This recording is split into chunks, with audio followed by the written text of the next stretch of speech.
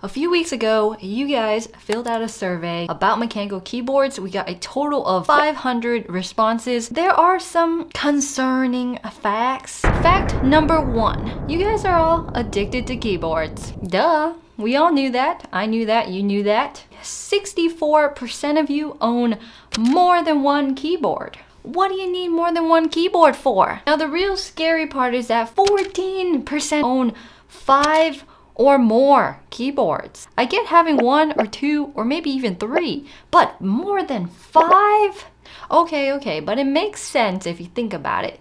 You're all gonna start with maybe like a gamey kind of keyboard found at the local local tech store.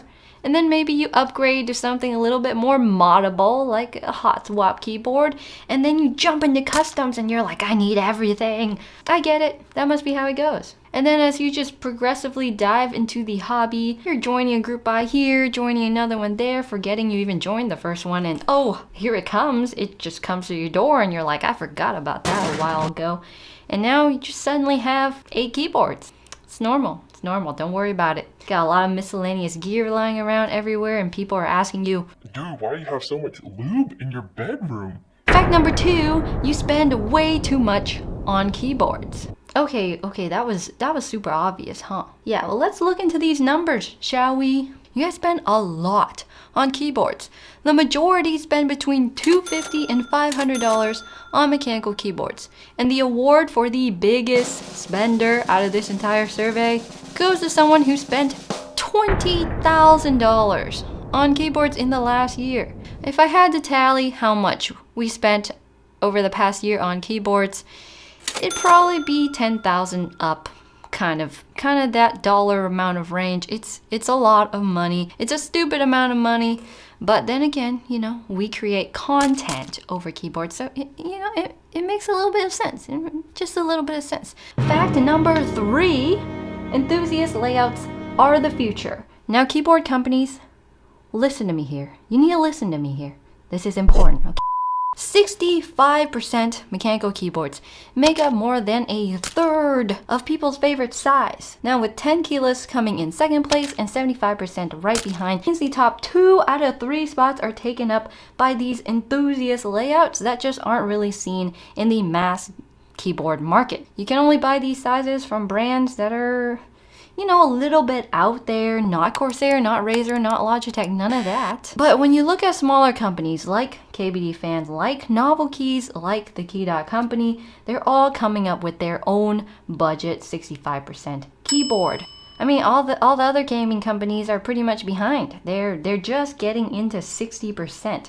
Now they just need to add a little more keys and get there. You gotta get there. So you can see the disparity between what people actually want and what's actually provided on the market. Why wouldn't you want arrow keys on your keyboard?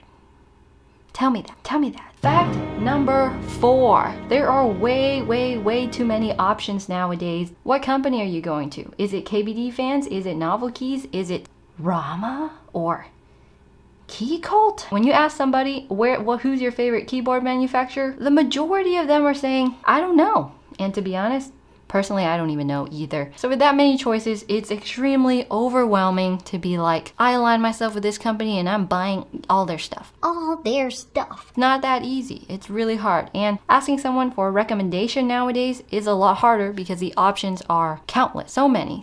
If you want a budget entry keyboard, it's like, well, you got maybe 5 options altogether, and that's a lot. It's a lot. Clear winner of the favorite keyboard manufacturer is KBD Fans. Pretty good stuff and pretty readily available, and the shipping prices aren't absurd. I mean, they're a little high, but at least they're available. And after KBD Fans, you'll see some really strong pre-built keyboard companies such as Ducky, Varmillo, and Keychron. Keychron's up there too. So it's interesting to see the battle between pre-built over here and customs over here just clashing, just banging into each other. And over the next few years, I really wonder, will customs begin to dominate the scene? Only time will tell. Fact number 5. The best switch type is still undecided. It's still a big battle between linear gang and tactile gang. Sorry, clicky boys. It's just not that popular. It's just not that popular. 46% leaning towards tactile and 45% leaning towards linear. That leaves 9% for the taking to the clickies. Fact number 6, mechanical switches are still king. Between mechanical and optical, you've got 85% leaning towards mechanical. Between normal and low profile, you got 89% leaning towards normal. And between silent switches and normal, this one's actually surprising. 26% want a silent switch. Now I understand we all don't want to annoy anyone else around us, but you know, that silent switch, it's sort of mushy. so when you're looking at different switch types, mechanical is still the go-to here.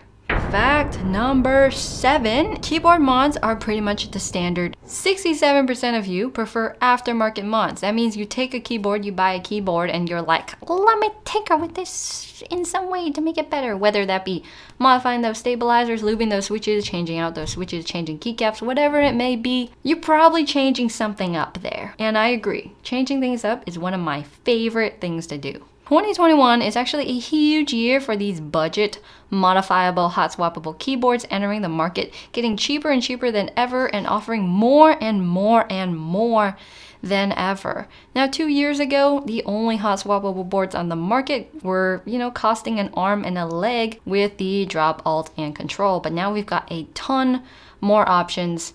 It's gonna be a big year. Fact number 8.